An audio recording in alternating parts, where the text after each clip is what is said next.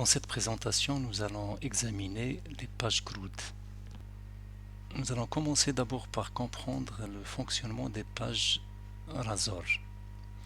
Et pour cela, nous allons créer une page vierge, une nouvelle page Razor.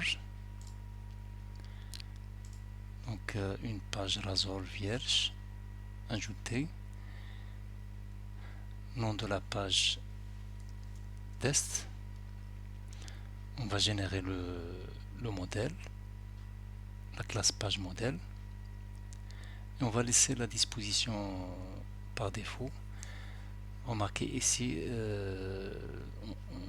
on vous signale qu'il faut laisser cette zone libre s'il est défini dans un fichier Razor View Start.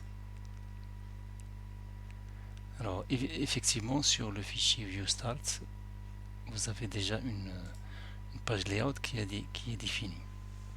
Donc sur le fichier View Start, vous avez la page -layout qui est définie en tant que page layout. Bien, donc notre fichier se présente ainsi. Donc il y a tout simplement un titre qui est défini avec le nom de la page et qui est repris ici. Donc sur notre page modèle, nous avons la page modèle s'appelle test modèle et elle a une méthode onGet. Cette méthode s'exécute au moment où on affiche la page. Donc je reviens à ma page, la page test, et là on constate que le modèle s'appelle en fait la classe test modèle. Donc nous pouvons utiliser cette classe au niveau de cette page. Alors voyons un exemple très simple. On va déclarer une variable publique string x.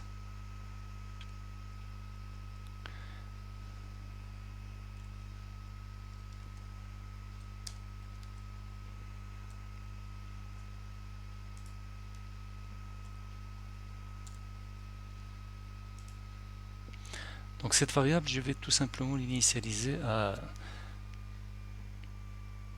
un texte très simplement. Bonjour tout le monde.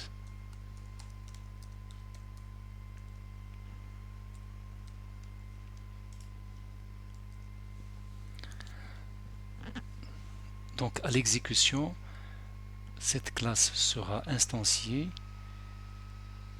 et cette méthode sera appelée au moment de l'affichage de la page.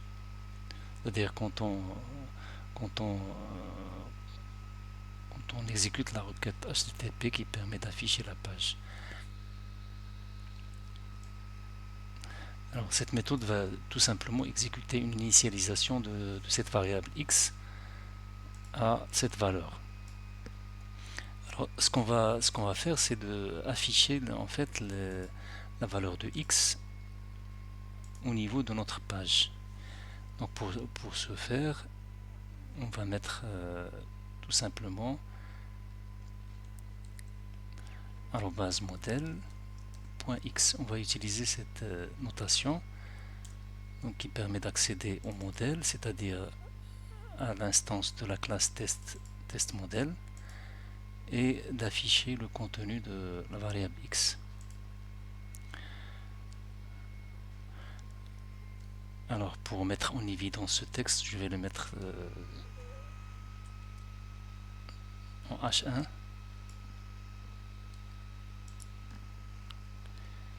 Et je vais lancer l'exécution.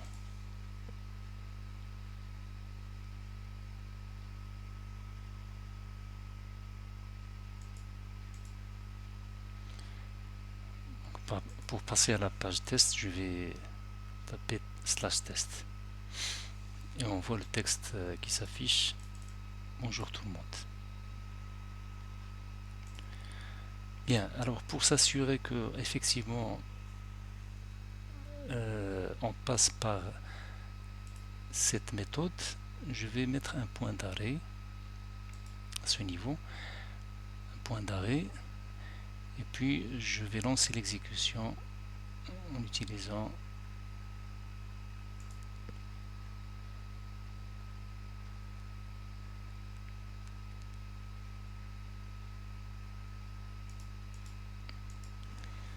/test.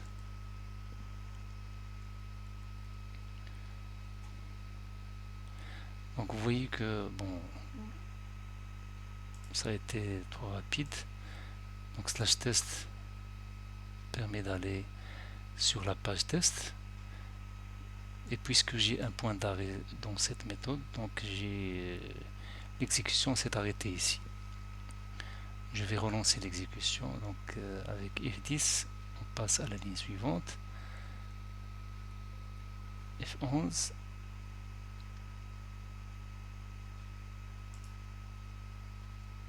Le message s'est affiché parce que j'ai fait une modification au niveau de document.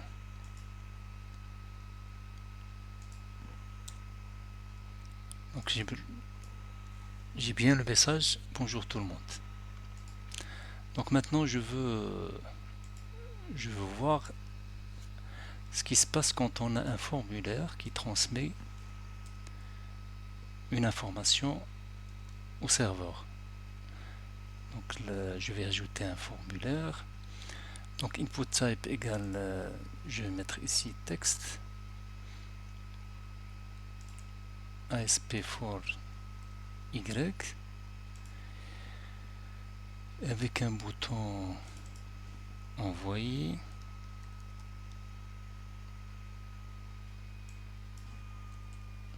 Donc finalement j'ai une zone de texte qui correspond à une variable Y et un bouton envoyer. Donc il me reste à définir cette variable Y au niveau de mon modèle. Donc j'avais une variable X, je vais définir la variable Y.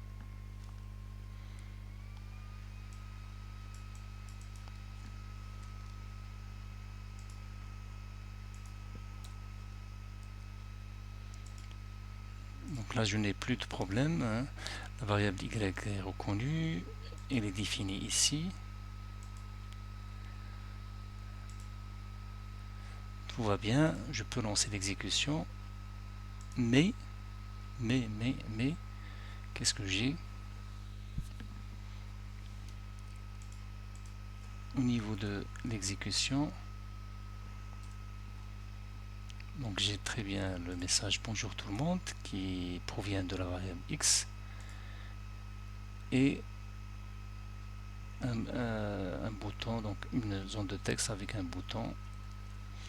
Si je clique sur envoyer, mon formulaire est vidé et il reste seulement une zone de texte vide avec un bouton envoyer. Bon, moi ce que je veux, c'est que quand je tape un texte, je veux qu'il apparaisse ici à la place de bonjour tout le monde.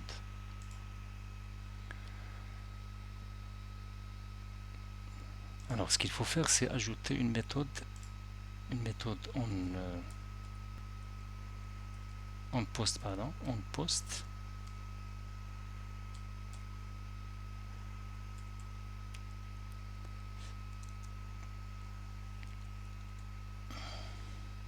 Donc cette méthode sera utilisée pour exécuter un code quand on envoie un formulaire.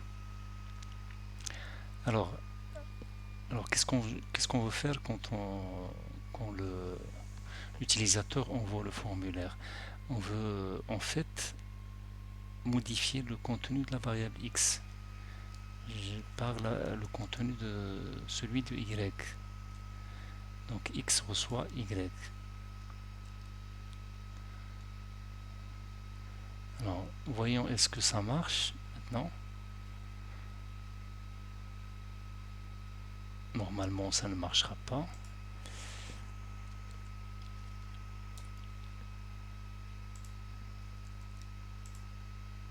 Ça ne marche pas. Pourquoi? Alors, examinons le contenu de Y en utilisant un point d'arrêt.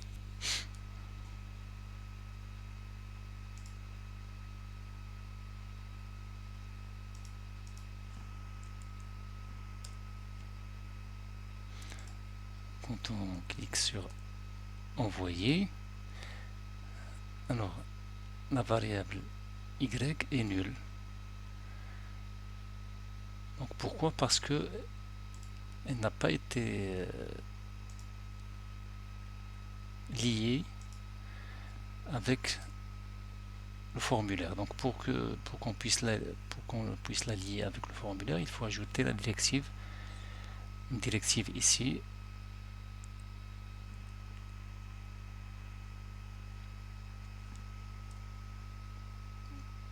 bind property.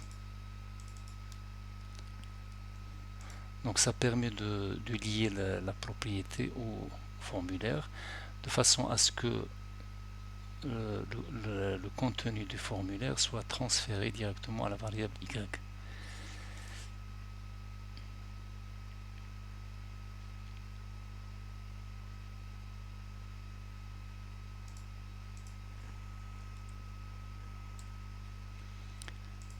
Alors regardons si ça marche. Voilà. Ça marche. Et effectivement, ça marche. Très bien. Pour résumer, nous avons vu qu'une page Razor se compose en fait de deux fichiers. Donc un fichier .cshtml. Le fichier CSHTML est un mélange de code C# et de code HTML,